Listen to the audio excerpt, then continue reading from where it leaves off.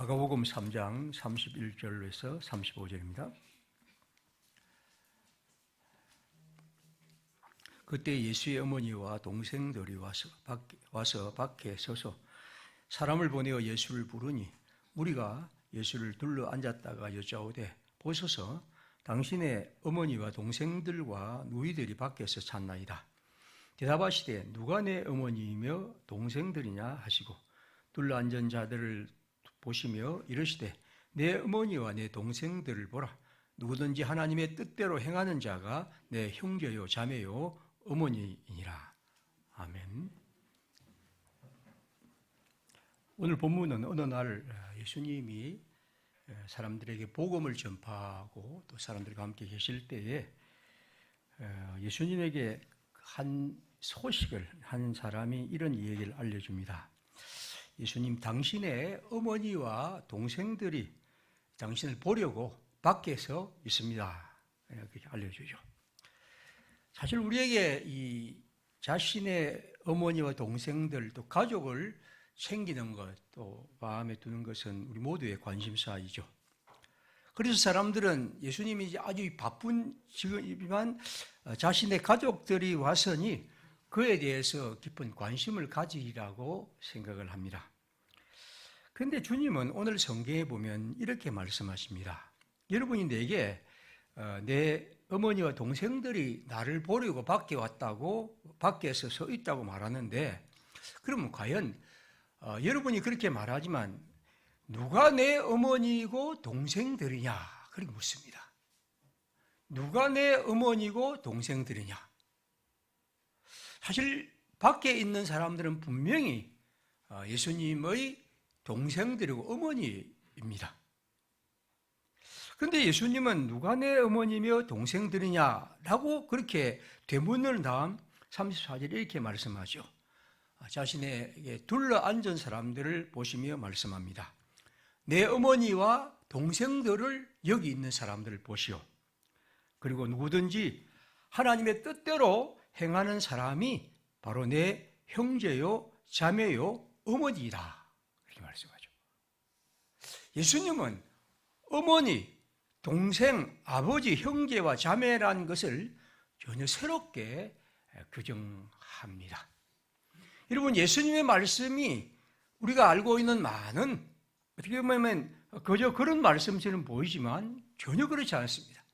예수님의 말씀은 우리가 생각한 것을 전혀 다른 것을 넘어서는, 그래서 우리가 그것을 생명의 말씀이라고 말합니다. 다시 말하면 우리가 예수 그리스도의 사람이 된다는 것은 내 어머니, 동생, 형제, 자매, 더 나아가서 친구라고 하는 이 보통의 규정, 이 사람이 내 어머니다, 이 사람이 내 형제라고 하는 그 생각, 그러한 규정을 넘어서야 한다는 거죠. 그리고 전혀 새로운 방식으로 우리는 우리들의 형제와 자매를 생각해야 한다는 것이죠. 복음은 여러분 새로움입니다. 가족에 대한 새로운 규정입니다. 그리고 그것을 통해서 우리는 새로운 가족을 만나게 되죠. 복음은 새로운 겁니다. 친구란 것에 대한 새로운 전환입니다. 그래서 우리는 새로운 친구, 새로운 가족을 복음을 통해서 비로소 만나게 됩니다. 우리는 언제나 가족을 핏줄로 한정하죠. 저 사람과 내가 어떤 관계에 있느냐, 어떤 핏줄로 한정하고 있습니다. 그것이 우리의 유일한 것이라고 말합니다. 주님처럼 우리는 자신의 가족을 두고 누가 내 어머니인가 동생인가 라는 질문을 잘 하지 않죠. 진정으로 우리가 물어야 할 것은 그것입니다. 누가 내 어머니이며 동생인가? 이 근본적인 질문, 바로 이것이 우리가 오늘 해야 할 질문입니다. 저는 우리가 이 현대 사회가 되면서 많은 것이 바뀌고 있다고 보는데 그 중에 하나가 이 가족의 변화, 가족 구성의 변화라고 봅니다. 로마의 그 법에는 그 중에 이런 것이 있습니다. 어머니는 늘 분명하다. 그런 말이 있습니다. 어머니는 늘 분명하다. 그러니까 어떤 사람을 보면 어머니는 늘 분명하다고 그렇게 말하는데 사실 이제 현대 생물학은 그런 것들을 넘어서죠. 어떤 경우에 한 사람의 어머니가 세 종류의 어머니가 가능합니다. 이건 이제 로즈 부부란 이 부부가 이 현대 생물학을 굉장히 비판적으로 본 이 학자가 이렇게 얘기를 하죠. 이런 얘기를 합니다. 자, 어떤 사람이 최초의 어머니는 난자를 제공한 여성이 있을 수 있습니다. 둘째는 그 난자를 제공하여서 태아를 임신한 여성이 있을 수 있습니다. 그 다음에 또 세 번째는 그 아이를 낳아서 키운 여성이 있을 수 있습니다. 그러면 우리는 로마의 법 규정에 따르면 로마 법처럼 어머니는 늘 분명하다고 하지만 과연 이 둘 중에 어떤 아이의 어머니가 누굴까? 난자를 제공한 여성일까? 태아를 임신한 여성일까? 그리고 그 아이를 키운 여성일까? 우리는 그런 문제에 빠지게 되죠. 그러니까 우리가 지금 살아가고 있는 세대는 가족의 규정을 예전처럼 핏줄이라는 것으로 한정할 수 없는 시대입니다. 만약 우리가 그렇게 한다면 어떻게 보면 우리들이 살아가고 있는 세대에서 어떤 복잡한 문제를 이해하기 힘든 그런 것이 되죠. 가족이라고 하면 제가 어릴 때 교회에서 많이 들었던 이 가정의 달의 설교는 그냥 뭐 부모를 공경하고 그 다음에 부부끼리 사랑하고 막 그런 얘기했는데 저는 뭐 그런 설교를 제 개인으로는 거의 한 적이 없는 것 같네요. 10계명 할 때 한번 한 것 같고 거의 제가 그런 설교를 하고 싶은 생각이 별로 없습니다. 왜냐하면 우리가 살고 있는 사회는 그냥 가볍게 그렇게 말할 수 없는 여러 복잡한 규정들이 있습니다. 우리나라에서 지금 1인 가족의 비율이 얼마냐고 제가 엊그제 통계를 보니까 2020년 말의 통계가 32%였습니다. 그런데 놀랍게도 2022년에는 약 40%라고 얘기합니다. 저게 과연 거의 맞는가? 우리 교회도 보면 1인 가족을 있는데 그렇게까지는 아닌데 그건 아마 아이들이 지금 뭐 다 서울로 가서 그런 그 혼자 있는 아이들이 많기 때문에 아마 그렇지 않을까 하는 생각을 가지고 그래서 우리 그걸 꼭 1인 가족이라고 말하기는 좀 그럴 것 같습니다. 하지만 이런 가족의 구성은 굉장히 많습니다. 근데 성경은 대가족 시대의 얘기를 하기 때문에 그런 것들이 여러 가지 일들이 오늘과 굉장히 낯설죠. 결혼은 이제 우리 젊은 사람들 물어보면 만약 결혼해야 한다 하면 완전히 원시시대 사람이 되죠. 그런데 저게 선택의 결단의 문제이지 그냥 떠밀려서 하는 경우는 거의 없습니다. 그래서 미혼 혹은 또 그들의 말로는 비혼 인구가 증가하고 있습니다. 출산율이 감소해서 이 세계 1등이라고 얘기를 하죠. 0.78명 거의 상상할 수 없는 숫자가 지금 우리 사회입니다. 그래서 유치원, 어린이집은 날마다 문을 닫습니다. 중고등학교 학생들의 학령규가 감소되고 전국 초등학교 5곳 가운데 한 곳이 전교생이 60명 이하의 학교라고 그렇게 말합니다. 대학교는 가만히 두면 계속해서 벚꽃 피는 순서대로 계속해서 사라질 것이라고 자주 섞인 얘기를 하죠. 의사들 돈 많이 벌어야 하니까 돈 안 벌어지는 이 소아과는 이제 거의 지원을 안 하는 그런 편입니다. 한국 사회에서 노인 인구는 증가하지만 젊은 사람의 인구가 줄어든다는 것은 우리는 잘 알고 있는 사실입니다. 아마 우리 교회가 그래도 좀 젊은 편인데 대부분의 교회 가면 거의 저 같은 이런 노인들이 가득합니다. 이 어떻게 보면 우리의 그 사회가 이렇게 여러 가지 형태로 변하고 있습니다. 그러다 보니까 제일 의료보험비 청 내고 지하철 공짜 탄다고 또 눈치 보고 이게 지금 어떻게 보면 노인들입니다.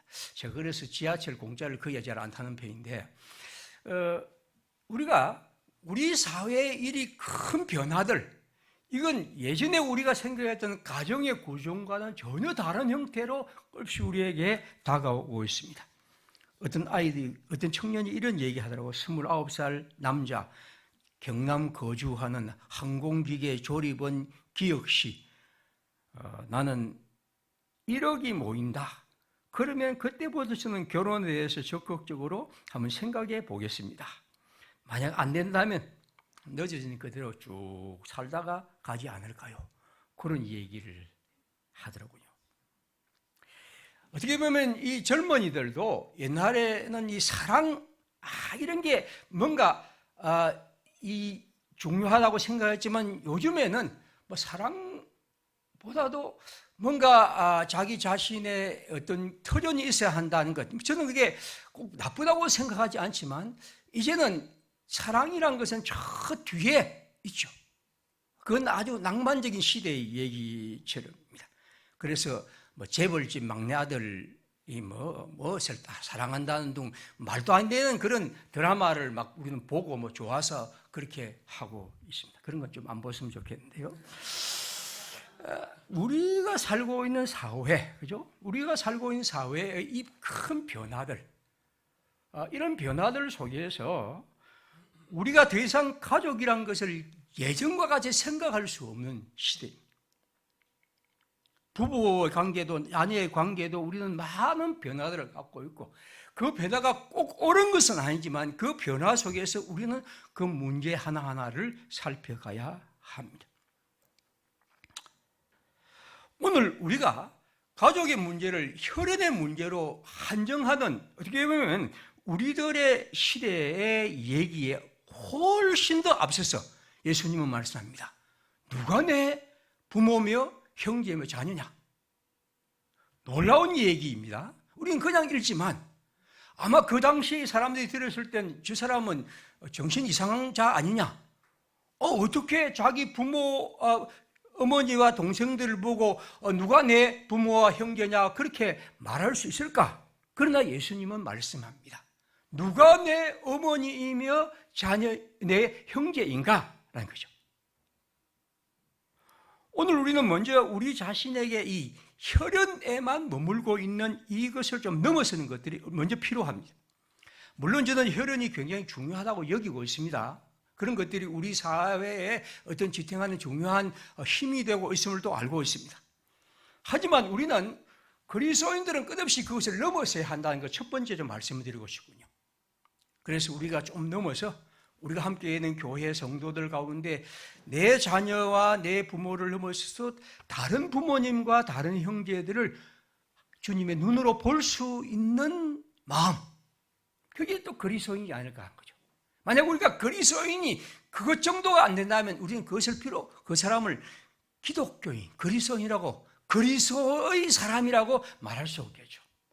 조금 넘어선다면 오늘 우리가 우리의 아이들에 대해서 모든 것을 다 갖추어주고 모든 것을 다 만들어주고 모든 편의를 다 도모해주고 그래서 하나하나부터 열까지 다 하지만 그와 함께 이 땅에 살고 있는 우리 주위의 아이들 혹은 좀 더 넓으면 북한에 있는 아이들, 좀 더 보면 아시아, 아프리카에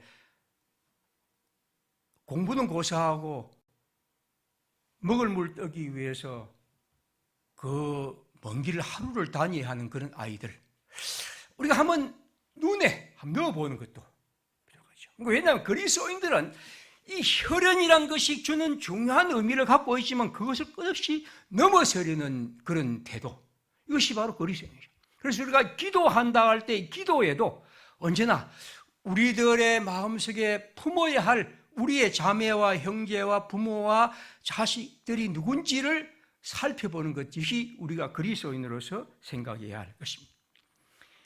예수 그리스도는 오늘 이렇게 말씀합니다. 누가 내 가족이며 내 형제인가? 그것은 무엇입니까? 누구든지 내 하나님의 말씀을 듣고 깨닫고 행하는 사람이 바로 하나님의 사람, 즉 나의 가족이라. 그리고 우리는 예수를 믿는 사람으로서 그러한 하나님의 한 가족으로 주님을 섬기게 됩니다. 예수의 가족은 호적 등본이 아닙니다. 예수의 가족은 혈연도 아닙니다. 예수의 가족은 예수를 믿고 말씀을 따르고 살아가는 사람들입니다. 우리가 여러분 오늘날 가족의 중요한 구성 중에 하나가 입양이라는 걸 하지 않습니까? 입양은 낳는 것과 전혀 관계없는 것이죠. 그러나 우리는 오늘 우리 사회가 그런 사람에 대해서 참 좋은 아름다운 마음을 가졌다라고 그렇게 칭찬하죠. 왜냐하면 이것이 자신의 어떤 혈연과 관계없지만 그러한 아이를, 그러한 사람을 자기의 생명으로 함께하는 이런 것들을 우리는 인정해 가는 거죠. 그리스도인들이 우리의 삶에서 이러한 가족의 구성에 이러한 것들을 넓혀가는 것은 그리스도인들이 해야 할 중요한 일입니다. 물론 예수의 가족이라고 해서 우리는 아무도 우리의 호적이나 주민등록에는 올리지는 않습니다. 하지만 예수님은 그것보다 훨씬 더 중요한 것, 이것이야말로 우리가 해야 할 일입니다. 그리스도 안에서 새로운 가족, 그리고 진정한 가족, 그것은 새로운 가족이고 그것은 바로 진정한 가족이라고 합니다. 다시 말씀드리면 예수 그리스도 하나님의 말씀을 생각하지 않고 따르지 않고 실천하지 않는다면 우리가 그것을 과연 가족이라고 친구라고 말할 수 있을까 하는 질문도 이 성경에서 하는 것입니다. 우리가 그 사람들을 배제하라는 것이 아니라, 예수님 말씀은 그렇습니다. 그 사람을 배제하려는 것이 아니라 우리의 마음속에 그런 사람들을 대할 때, 우리의 혈연, 우리의 가족들을 대할 때 우리의 중심이 그가 내 가족이라고 할 때 진정한 가족의 의미는 바로 예수님의 말씀과 하나님의 말씀을 따르고 믿고 받아들일, 그것이 가족을 이루는 가장 중요한 것임을 기억하라는 거죠. 만약 그런 의미에서 우리가 그저 이 세상에서 우리가 말하는 그런 혈연의 가족으로만 우리의 가족을 한정한다면 그건 아니죠. 그리스도인은 우리의 가족을 끝없이 그리스도 예수 하나님의 말씀과 그 뜻 안에서 생각하고, 그래서 그 안에서 하나님의 가족으로 이루려 하고, 그래서 예수님의 말씀처럼 그렇게 함으로써 하나님의 가족으로 살아가는 것입니다. 바로 하나님의 가족의 이 정체성은 바로 그런 것에 있습니다. 예수님은 오늘 우리에게 이런 질문을 통해서 말씀합니다. 누가 내 어머니며 내 형제이며 내 자매인가? 새로운 가족을 만들지 않으면, 그리고 진정한 가족을 만들지 않으면 그것은 우리가 참된 하나님의 사람들의 모습이 아니죠. 우리가 우리의 자녀들이 있고 우리의 형제들이 있고 우리의 부모님이 있고 우리의 벗들이 있는데, 진정한 벗, 진정한 가족이 된다는 것은 바로 그들이 그리스도 예수의 사람으로 하나님의 백성으로 살아가고 하나님의 생명의 일을 나누고 하나님을 진영으로 함께 섬기는 것 가운데 우리는 주님의 사람, 주님의 가족으로, 참된 가족으로 가는 것입니다. 그래서 진정 우리는 그를 통해서 하나님의 생명을 공유하고 길과 진리를 우리 속에서 함께 만들어가는 것이겠죠. 그런 의미에서 이 교회란 것은 하나님의 가족의 가장 좋은 가정, 좋은 터전이죠. 교회란 것은 뭡니까? 하나님의 가족들이 모이는 곳입니다. 여러분과 제가 혈연과 이런 것은 지연으로는 아무 관계없는 사람들이지만 이렇게 함께 모이는 것은 바로 우리 주 예수님이 말씀하신 것처럼 누구든지 하나님의 말씀을 듣고 행하는 사람들이 내 형제요 자매요 어머니라 하는 주님의 말씀처럼 바로 그리스도 안에서 우리는 하나의 가족을 이루어 주님의 백성으로 살아갑니다. 그러므로 우리가 가족, 친구, 초청 주의를 지킨다는 것은 우리의 벗이 있지만 그 벗을 새로운 벗으로, 참된 벗으로 만드는 겁니다. 우리의 가족이 있지만 그 가족을 새로운 가족으로, 진정한 가족으로 만드는 것이죠. 왜냐하면 우리가 진정한 벗이 되고 진정한 가족이 되는 것은 바로 하나님의 말씀을 듣고 받아들이며 그 속에서 살아갈 때 그 생명을 누릴 때, 같은 생명의 사람으로 살 때 우리는 비로소 하나님 안에서 진정한 혈연 관계를 갖는 거죠. 진정한 하나님의 사람으로서 우리는 이 세상의 혈통의 문제가 아니고 하나님이 주시는 참된 관계 속에서 주님의 백성으로 살아가는 것입니다. 마태복음 23장 9절에 예수님은 말씀합니다. 땅에 있는 자를 아버지라 하지 말라. 너희 아버지는 한 분이시니 곧 하늘에 계신이시라. 이 말씀은 물론 그 문맥에 따른다면 바리새인들과 서기관들처럼 자기 자신을 아주 아버지, 다시 말하면 아주 훌륭한 스승이라고 자랑한 사람에 대해서 비판하신 말씀입니다. 그러나 동시에 예수님은 말씀하죠. 우리가 이 땅에 살아가면서 하나님을 아버지라고 말한다는 것, 한 분 하나님 아버지, 그분 안에 있음을 늘 기억하는 거죠. 우리는 하나님을 바로 그렇게 기억하고 살아가는 것, 바로 그것이 우리 주님이 우리에게 하신 말씀입니다. 에베소서 2장 19절에 바울은 말합니다. 그러므로 이제부터 너희는 외인도 아니요 나그네도 아니요 오직 하나님 성도들과 동일한 시민이요 하나님의 권속이라. 세번역 성경은 하나님의 가족이라 했습니다. 하나님의 가족. 그러니까 우리가 여기 사도가 말할 너희는 이방인들을 말합니다. 이방인 너희들은 지금까지 유대인들과 낯선 사람이었고 딴 사람이었다. 그러나 우리가 하나님의 가족이 된 것은 바로 그리스도 예수의 은총 속에서 하나님의 가족이 되어 주님을 섬기게 됨을 말씀합니다. 우리는 하나님 안에서 새롭게 이어졌습니다. 새로운 우정, 새로운 핏줄로 이어집니다. 아니, 진정한 우정, 진정한 혈연을 주님을 통해서 이어지게 됩니다. 그리스도 안에서 우리는 어머니가 되고 아버지가 되며 자녀가 되고 또 형제와 자매가 됩니다. 예수님은 요한복음 1장 13절에 이렇게 말씀합니다. 영접하는 자 곧 그 이름을 믿는 자들에게는 하나님의 자녀가 되는 권세가 주었는데 하나님의 자녀가 되는 것, 하나님의 식구가 되는 것은 무엇입니까? 혈통으로나 육정으로나 사람의 뜻으로 되지 아니하고 오직 하나님께로부터 난 자들이야. 혈통, 우리의 육정, 사람의 어떤 의지 이런 것들이 아니라 오직 하나님이 우리에게 그 일을 이루셨다는 것입니다.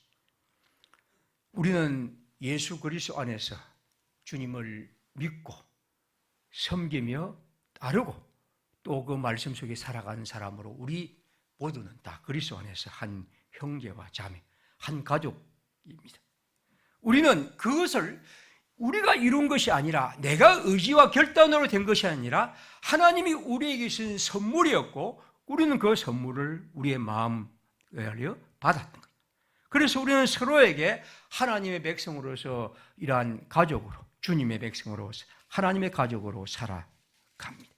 우리는 하나님 안에서 그러한 새로운 우정과 새로운 혈연으로 이어진 사람입니다. 그것이야말로 여러분 진정한 것이고 그것이야말로 진정한 우정과 진정한 가족입니다. 그래서 우리는 교회를 귀하게 여기고 그 교회를 통해서 하나님의 사람으로 살아갑니다. 오늘 아침 묵상한 시편 133편이죠. 보라 형제가 연합하여 동거함이 어찌거리 선하고 아름다운고 머리에 있는 보배로운 기름이 수염 곧 아론의 수염에 흘러서 그의 옷깃까지 내림 같고 헐몬의 이슬이 시온의 산들에 내림 같도다. 거기서 여호와께서 복을 명령하신나니 곧 영생이로다. 이건 한 대가족 제도 시대에 그들에 대한 얘기입니다. 그러나 저는 이것을 단지 대가족 시대에 그런 걸 넘어서서 여기 연합하여 동거하는 것. 연합하여 동거한다는 것은 그냥 자식들이 함께 지내는 것으로만 아니라 그리스도 안에서 우리가 연합하여 함께 지내는 것, 그것은 얼마나 아름답고 선한 것인지, 그것은 마치 제사장의 임직식의 기름처럼 그렇게 향기롭고 영광스러운 것이고, 그리고 헐몬의 이슬과 같이 저 먼 곳에서 내리는 이슬이 시들어 있는 땅의 풀들을 도살하게 하고 생명을 주는 것처럼 그런 생기를 주는 것이라고 성경은 말합니다. 그리스도 안에서 하나님의 생명을 함께 누리는 것, 이 땅에서 가장 우리가 지향하고 또 바라야 할 가장 중요한 것들입니다. 그래서 이 성경은 여호와께서 거기서 복을 명령하시나니 곧 영생이로다. 풍성한 생명, 바로 그것이 주님이 우리에게 주신 것입니다. 사랑하는 평화의 식구들, 이제 우리 하나님이 주시는 은혜를 따라 또 오랜만에 또 가족과 또 친구를 초청하며 이웃과 함께하는 그런 시간들을 한번 가지려 합니다. 애썼던 그리고 마음에 새겼던 사람들 함께 품고 기도하고 또 찾아가고 또 마음으로 다가가 주님이 우리에게 말씀하신 것, 진정한 우정, 진정한 가족은 그냥 이 세상에서 살아가는 그런 걸 넘어서서 그리스도 예수의 말씀을 듣고 깨닫고 순종하며 생명을 누리는 것에 있다. 그것이야말로 우리가 꾸려야 할 참된 우정이고 참된 가족의 모습임을 기억하고 우리 모두 하나님이 우리에게 약속하신 이 아름다운 약속, 주님이 우리에게 복을 명령하신 생명의 은총이 사랑하는 우리 성도들과 또 함께 오는 이들과 그리고 주님의 교회 가운데 임하는 복된 자리가 되기를 바랍니다. 우리 함께 시간 기도하겠습니다. 우리 마음을 다해서 함께 기도합시다. 다음 주일에 우리가 성령 강림절을 맞이해서 또 친구, 가족, 또 초청 주일입니다.